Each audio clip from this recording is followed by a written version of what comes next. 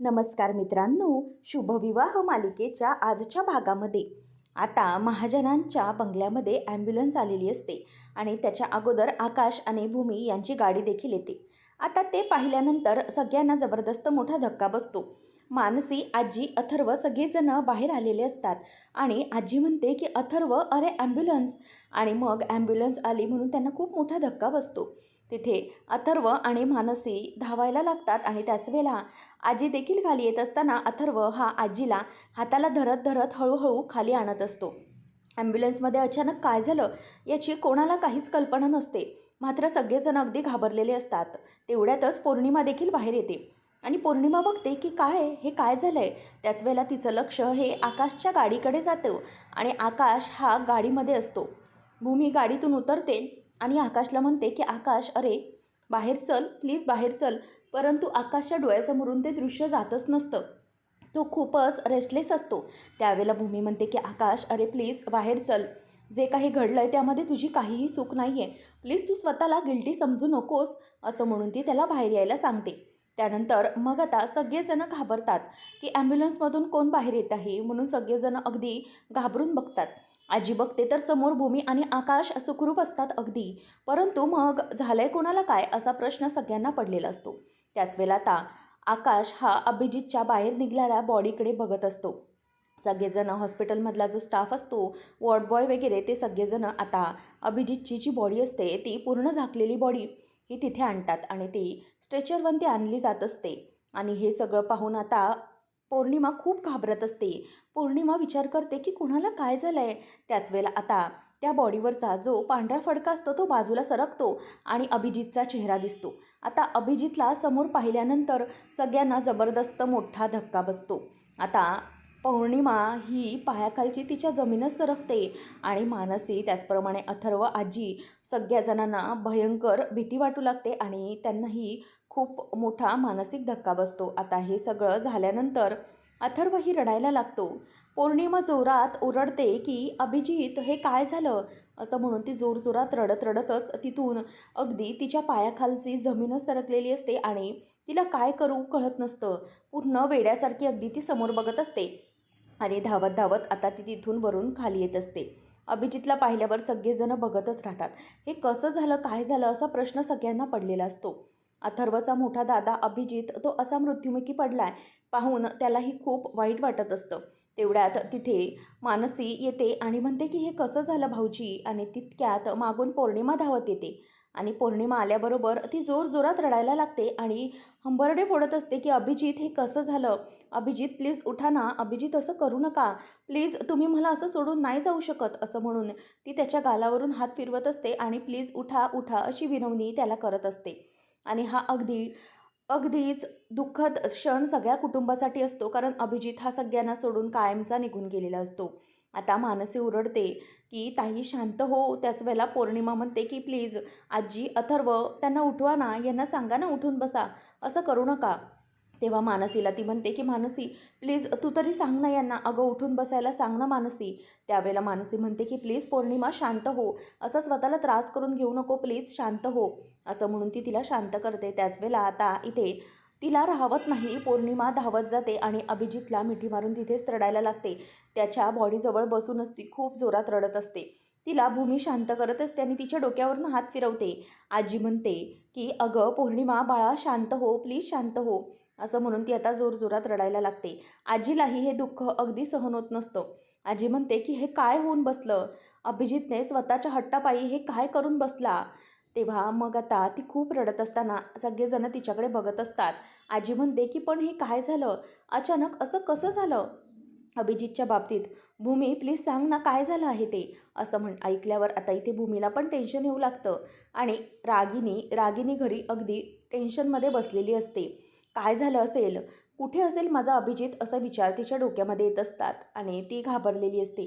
ती विचार करते की नेमकी मी जेव्हा वरून बघितलं तेव्हा अभिजित गोळी चालवत असताना तिथे राजा काका म्हणजेच तिचे मिस्टर पटवर्धन आलेले असतात.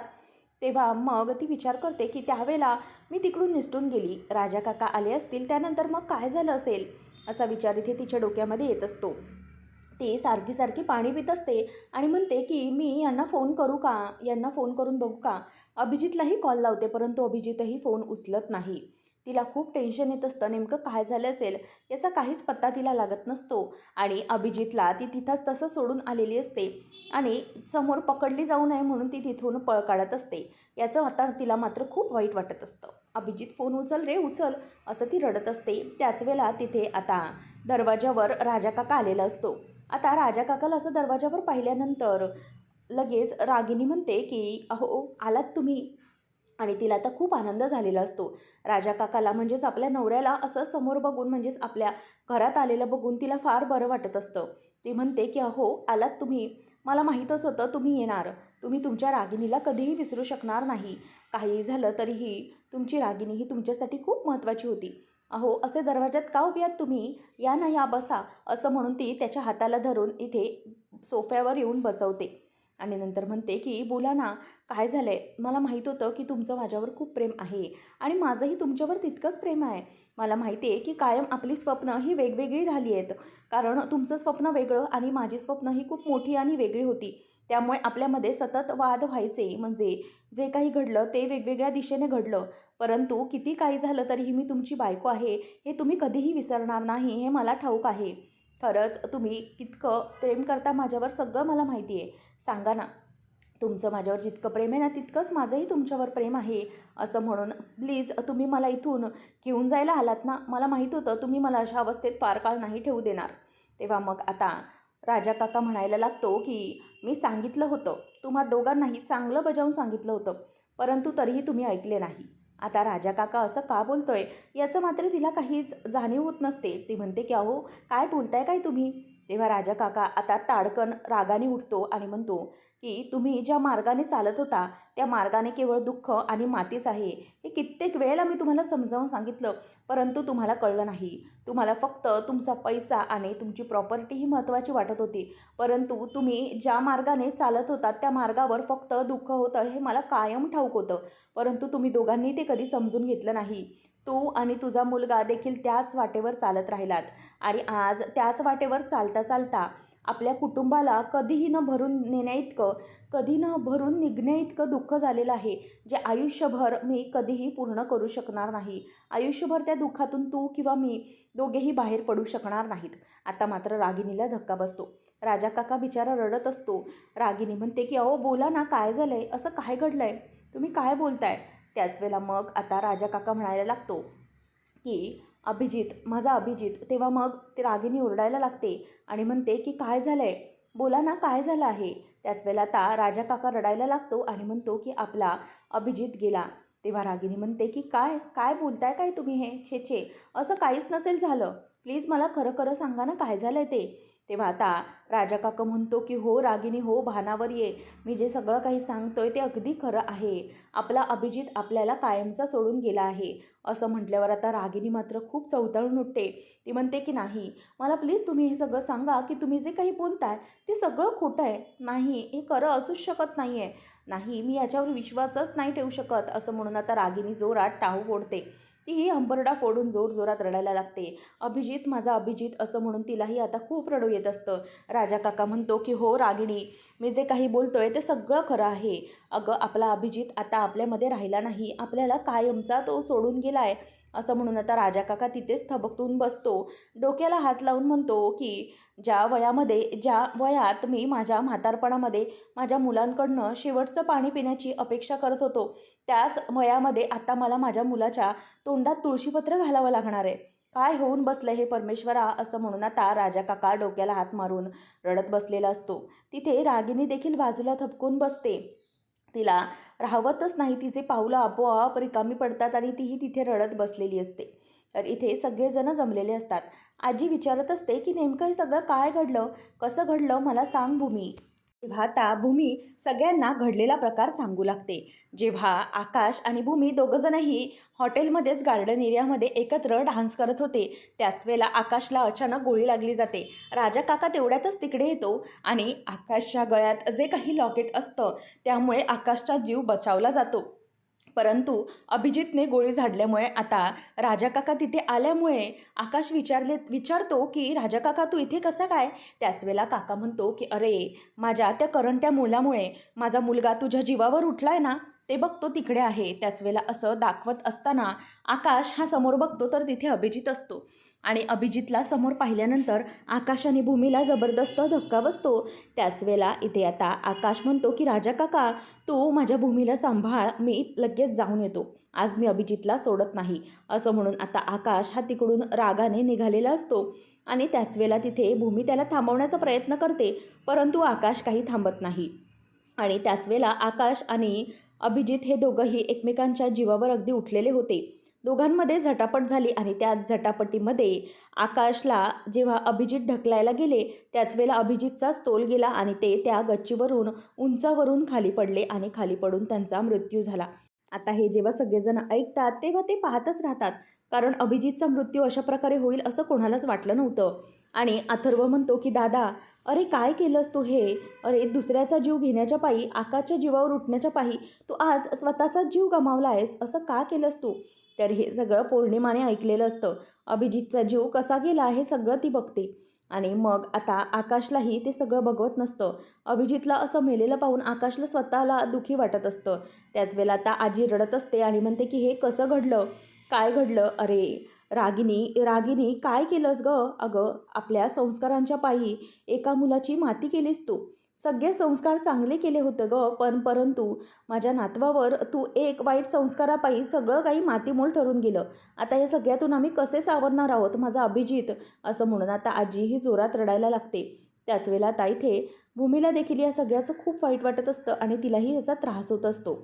परंतु आता पौर्णिमा इकडे चवताळून उठते आणि ती म्हणते की नाही, माझ्या नवऱ्याचा खून यांनी केला आहे, तू मारलंस माझ्या नवऱ्याला. असं म्हणून आता आकाशची ती जाऊन कॉलर धरते आणि म्हणते की काय, तुझा जीव भागला नव्हता ना, तू माझ्या नवऱ्याला मारलंस, तू ढकललंयस. त्यावेळेला मग भूमीला तो बघत असतो. आकाश म्हणतो की खरंच पौर्णिमा मी काहीच नाही केलं आहे. तेव्हा मग पौर्णिमा म्हणते की नाही, तूच केलंयस हे सगळं. तू माझ्या नवऱ्याला कायम त्रास द्यायचास, कायम त्याला पाण्यामध्ये बघायचास, खालची वागणूक द्यायचास त्याला. त्यांना तू कंपनीमधूनही काढून टाकलं, पदावरूनही कमी केलं आणि घरातूनही त्यांना तू बाजूला करण्याचा प्रयत्न केला. शिवाय प्रत्येक पदोपदी त्याला तू अपमानच दिलायस आणि प्रत्येक वेळेला त्याला त्रास दिलायस तू. सांग, इतका माझा नवरा तुझ्या डोळ्यात खुपत होता ना, म्हणूनच तू हे सगळं केलंस ना, म्हणून तू माझ्या नवऱ्याला कायमचं मारून टाकलंस ना, सांग मला. असं म्हणून आता पौर्णिमा त्याची कॉलर धरून त्याला जाब विचारत असते.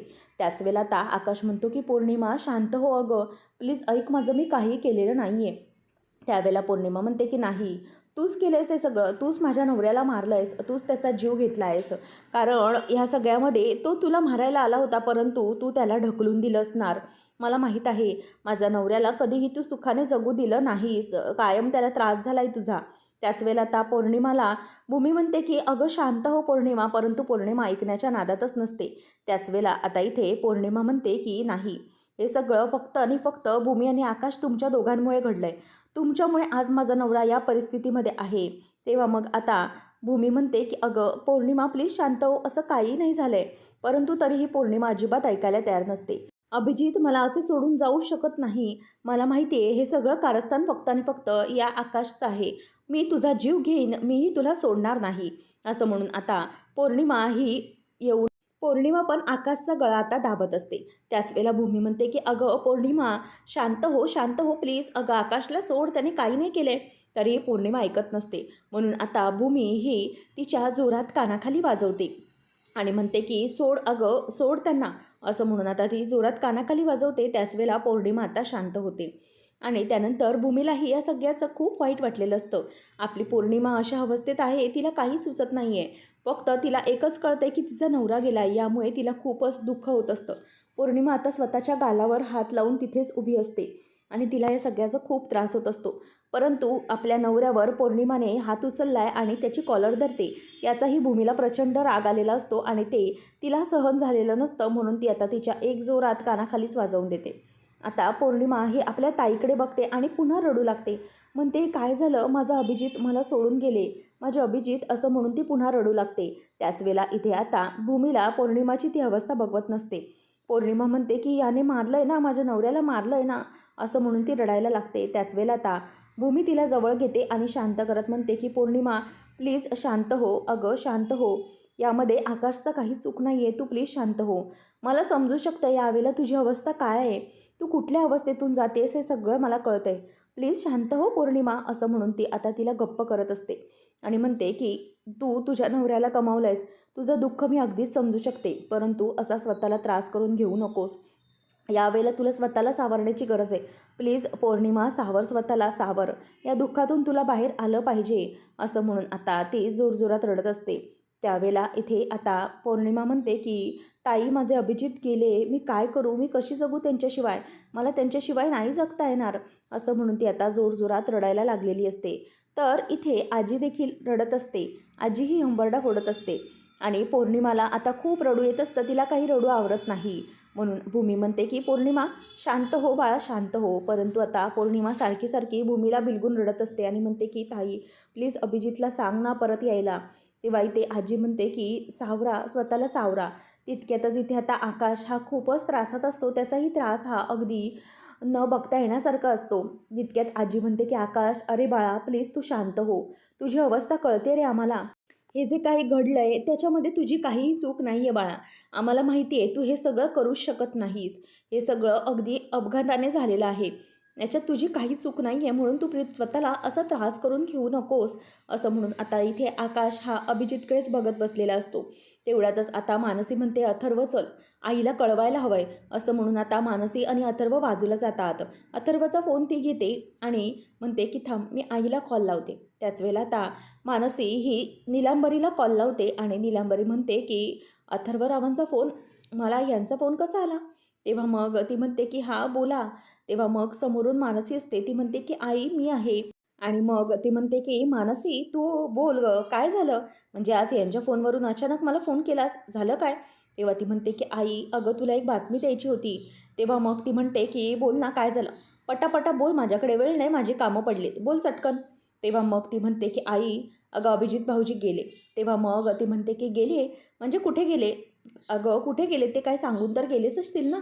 तेव्हा मग ती म्हणते की नाही ग आई, अभिजित भाऊजी गेले म्हणजे ते कायमचे आपल्याला सोडून गेले, अभिजित भाऊजींना मरण आलं आहे, असं म्हटल्यावर आता इथे तिला मोठा धक्का बसतो आणि नीलांबरी विचार करते की काय हे काय झालं, आणि तिच्या हातातून फोन निसटून खाली पडतो आणि तिची पावलं आपोआप थबकल्यासारखी होतात आणि तिथल्या तिथेच ती खाली बसते.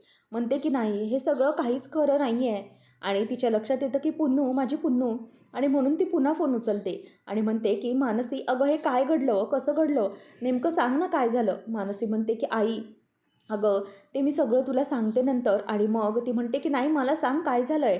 त्याच वेळेला मानसी आता तिला सगळा घडलेला प्रकार सांगते की कशाप्रकारे आकाश आणि भूमीच्या जीवावर अभिजित उठलेला असताना अभिजित हा आकाशला ढकलायला गेला आणि त्यामध्ये त्यांचाच तोल जाऊन ते स्वतः खाली जाऊन पडले आणि त्यांचा मृत्यू झाला.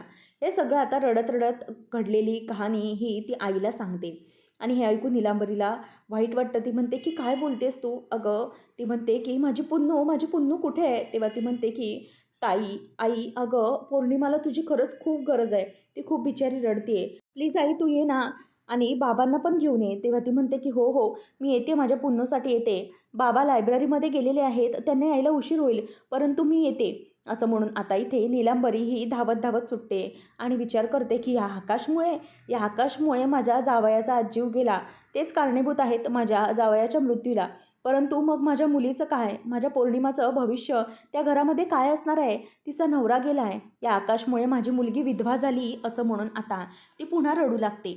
त्यानंतर इथे आता मानसी ही अथर्वला पुन्हा फोन देते आणि रडू लागते. अथर्व म्हणतो की आई येते ना. तेव्हा मानसी म्हणते की हो येते आई.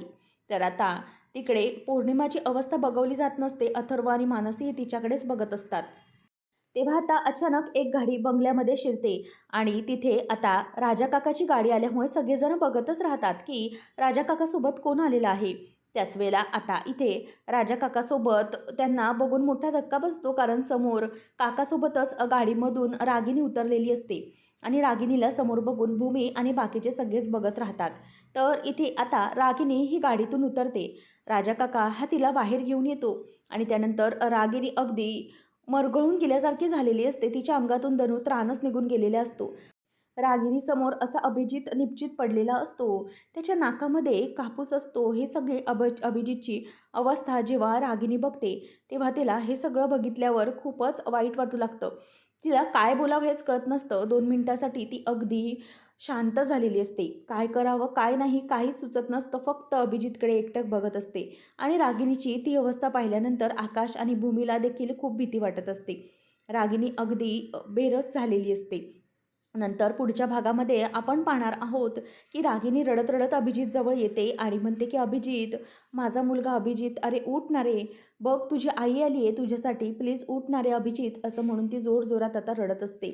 अभिजित, माझा अभिजित, असं म्हणून तिला खूप आता रडायला येत असतं आणि इथे अभिजितला बांधून ठेवलेलं असतं, त्यामुळे तिला ते पाहून खूप वाईट वाटत असतं.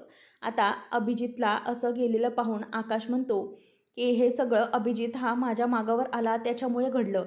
खरं तर त्यावेळेला आमच्या दोघांची झटापट झाली आणि त्या झटापटीमध्ये जेव्हा अभिजित मला ढकलायला गेला तेव्हा त्याचाच तोल जाऊन तो खाली पडला. खरं तर ह्या सगळ्यामध्ये मी तुमची माफी मागायला हवी. ॲक्च्युली मी अभिजितला वाचवायला गेलो परंतु ते मला जमलं नाही. मला त्याला वाचवता आलं नाही. त्यासाठी मला माफ करा. तर इथे आता Gaikwad sir, ACP Gaikwad sir आलेले असतात आणि ते म्हणतात की मिस्टर आकाश महाजन, मला तुम्हाला या केस संदर्भात घेऊन जावं लागेल. त्याच वेळेला भूमी म्हणते की सर प्लीज आकाशला सोडा, त्याने काहीही केलेलं नाही आहे, प्लीज त्याला सोडा, आकाश काहीच नाही करत, आकाश निर्दोष आहे, असं म्हणून आता ती सोडायला सांगत असते. तरी ते नीलांबरी देखील आलेली असते आणि तिची ही अवस्था अगदी बेकार झालेली असते. नीलांबरी म्हणते की भूमी, हे बघ, एक गोष्ट कायम लक्षात ठेव, तुझ्यामुळे आणि तुझ्या नवऱ्यामुळे आज माझ्या पौर्णिमावर ही वेळ आली आहे. तिचा नवरा गेला, परंतु मी तुला शाप देते, तुमचं कधीही भलं होणार नाही. या एका आईचा तळतळाट लागेल तुला. कधीही तुमचं चांगलं होणार नाही. कायम तुला आयुष्यभर दुःख मिळेल. तू कधीही सुखी होऊ शकणार नाहीस, असं म्हणून आता भूमीला जोरजोरामध्ये नीलांबरी हया देत असते आणि तिच्यावर मोठमोठे आरोप करत असते आणि तिला फार मोठे मोठे शाप देत असते. आता हे सगळं पाहून आईची ती अवस्था पाहून आपल्या भूमीला मात्र खूप वाईट वाटत असतं. काहीही केलेलं नसून उगीचच भूमीच्या वाट्याला दुःख आलेलं असतं आणि आकाश आता या सगळ्यामध्ये विचित्र अडकलेला असतो. आता भूमी आपल्या आकाशला या सगळ्यातून कशी वाचवेल आणि त्याला या सगळ्या अभिजितच्या केसमधून कशी सोडवू शकेल हे पाहणं रंजकतेचं ठरणार आहे. अशाच मालिकांचे अपडेट्स जाणून घेण्यासाठी आजच आपल्या चॅनलला सबस्क्राईब नक्कीच करा.